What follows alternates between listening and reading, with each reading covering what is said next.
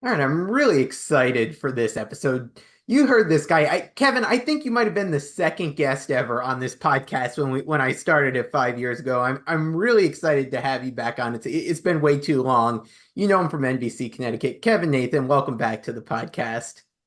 Jared, straight to be here. I would have been your first guest if they had podcasts 20 plus years ago when you were 9 or 10 and came into NBC Connecticut.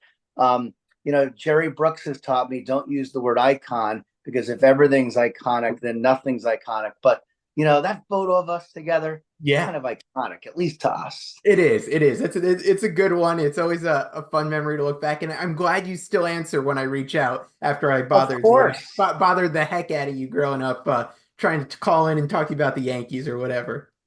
No, I mean, I would prefer you talked about the Mets, but that's okay. We let it pass. I've grown accustomed to being around Yankees and Red Sox fans in Connecticut for the last 28 years. Yeah, certainly plenty to go around. But Kevin, I wanted to have you on because last week you put out a piece, a joint interview with Coach Calhoun and Coach Hurley, which I thought was fantastic and really wanted to dive into it a little bit more with you. So I really appreciate you coming on to talk about it a little bit. Thanks. I mean, I think the first thing is just kind of the genesis of it. Yeah.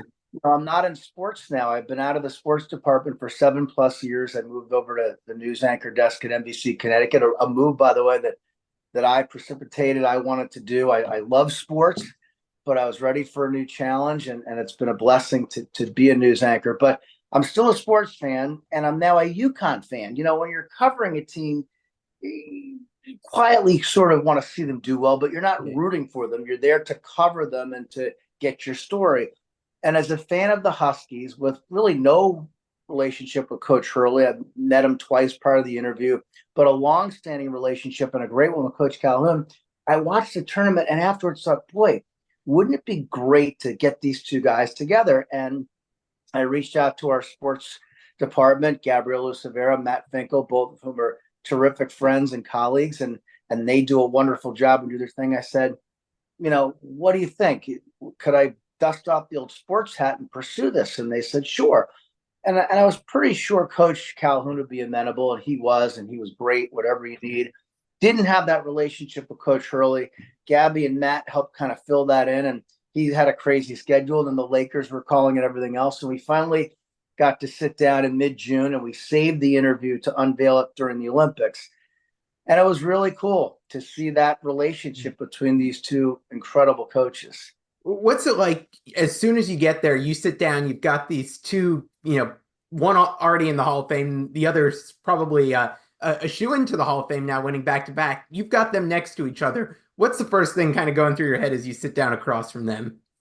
Well, preparation, I mean, you do it in for as a podcaster, and you do it in your day job. I've been well trained by people like Jerry Brooks and Joe D'Ambrosio, my friend Bruce Beck, who's sportscaster in New York, and I could go on and on and on. And I treated this interview differently than most interviews. If I do a typical 40-minute interview, would be exceptionally long, I wouldn't script questions out. I wouldn't necessarily have a design of the flow, but we were on the clock and we had 45 minutes with Coach Hurley. I think Coach Calhoun might have talked to us all day. He has time on his hands. So, part of being a good interview is being a good listener. I wasn't married to the questions, but I wanted to have a flow. Mhm. So I wrote everything out in note cards thematically, what I wanted to hit in the way of points. And then I kept shuffling my deck leading up to the interview. What do I want to start with? What do I want to end with? And kind of went through it that way. Seeing it, we knew we were going to stream the whole 41 minutes, which, oh, by the way, you can find it NBC Connecticut's YouTube page if you want to watch the Jim Calhoun and Danny Hurley interview of 41 minutes. But knowing that the whole thing was going to air, I wanted a flow to it as opposed to, you go interview Gino Auriemma about the Olympics, which we would do, say, before London 12 years ago. Just ask him 25 questions in no particular order and pick individual sound bites. This was going to air in succession in its entirety. So I wanted there to be a rhyme and rhythm to it. Yeah. I think ever since Dan Hurley took the job at UConn, it's been easy for people to draw some similarities between him and Coach Calhoun. Obviously, both being fiery guys on the sideline is the easy one there. But as you sat down to prep for this, what were kind of the similarities you thought of as you were thinking about what you were going to ask these two and what you had seen in them? The intensity, and the love and care that they have for their players. I mean, these guys are as competitive as you get in any sport.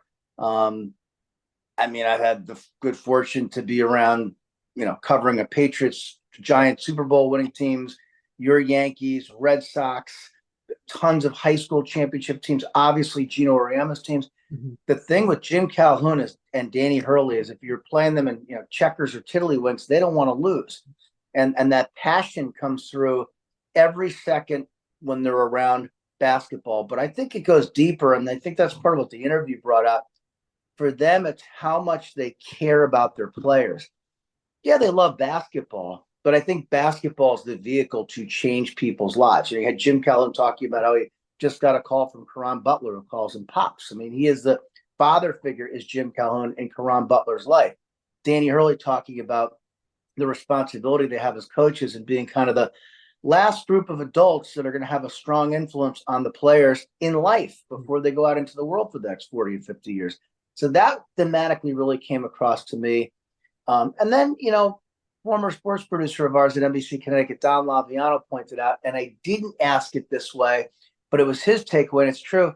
Two guys who kind of coach with a chip on their shoulder. I mean, Jim Calhoun talked about being turned down by Boston College, not even interested in him after 14 amazing seasons at Northeastern. I think 5 of his last 6 years, he led him to the tournament. BC doesn't interview him for the job. And he points out how they beat BC 23 straight times. He got hired by UConn the same year. And Dan Hurley, I mean, look, being the son of a Hall of Fame coach and Bob Hurley, being Bobby Hurley's little brother, the Duke All-American. I mean, Danny Hurley was always the third biggest basketball person in that family. I would argue not anymore. I would argue he's the biggest. You win back-to-back national championships in college. To me, that's more impressive than being a point guard at Duke. Nothing against Bobby Hurley. But what Danny Hurley accomplished and is accomplishing in real time, I think trumps anyone in his family. Yeah, no, for sure. I think one of the really interesting takeaways for me watching this interview is how these two interact with each other. I mean, you hear about coaches at other schools where, there's a legendary coach before a new guy comes in and they're friendly, they pass each other in the hall, nod. It seems like these two have a legitimate relationship between the two of them. What did you get as a sense of their relationship from just being able to sit down and talk with them through a number of these topics here?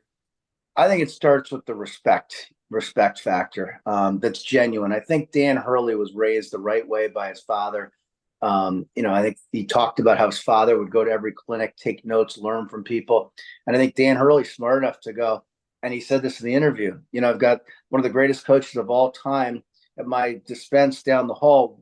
Why wouldn't I ask him things? I'd be an idiot not to. But some people, look, we all have egos. We all have pride, which can be, our greatest sin. And I think to Dan Hurley's credit, he was smart enough to go, I should probably tap into this a little bit. Now, is it, kumbaya every day? I have no idea. I'm not there. But I'm a big believer in body language. And, we sat with those guys for 45 minutes. And again, you could watch it on YouTube at NBC Connecticut. And you could see they're comfortable with each other, just their body language, not just what they were saying, but how they were saying it. They're two old ball coaches. I mean, Coach Calhoun called Danny Hurley, who is Danny Hurley? He's a throwback. He's, I had no shtick. He's got some modern shtick, but, he's not into his hair and the water bottle. He's just out to make his kids better. And that's the greatest compliment I can pay him. So you could tell that they genuinely respect each other. And, Dan Hurley said, I'm like a leaser. I'm a tenant here. He's the guy that built it. He says Jim Calhoun's on his Mount Rushmore, along with, Mike Krzyzewski, Bobby Knight, Phil Jackson, Red Auerbach, Pat Riley, names like that. Yeah. No, it really does come through in the interview that genuine respect that they both do have for each other. And I'll make sure when we get this episode out there, we link to the full YouTube 40 minutes there because it's definitely worth everyone's watch there. As you're going through, obviously there are a lot of similarities between these two guys. Did you see, are there any kind of stark differences between the two that have stood out to you as you were hearing from them and going through these questions? The one thing is, look, I'm always about the audience, and most people are more about the personalities Mhm. and human interest part than the X's and O's. And I was a small college two-sport athlete, played football and baseball. I was never on any basketball teams. Even, I got to through sixth grade playing basketball, so I'm not an aficionado on the X's and O's of the game. But the one thing they both talked about, I think Jim Calhoun, we know, huge on the fast break. Yeah. That goes back to probably watching the Celtics and Red Auerbach in the late 50s, 60s, and early 70s, and how the Celtics always played. I think Coach Calhoun adopted a lot of that. That's not Dan Hurley's thing. Dan Hurley, and maybe that's what Coach Calhoun meant by the modern shtick. Dan Hurley and the UConn staff, from what I've read, they've adopted some principles from Mike Shanahan's San Francisco 49ers West Coast offense, where they have all these different things they can run out of their half-court offense. So maybe from an X's and O's standpoint, they're a little different. But I think when it comes to their coaching philosophy, it's spot on. What Jim Calhoun said is, what never changes are standards. We had standards. Dan Hurley has standards. And what does that mean? You show up on time, you have a great attitude, you put the team first. All those things, those standards are not debatable. And these two guys are completely in sync when it comes to that.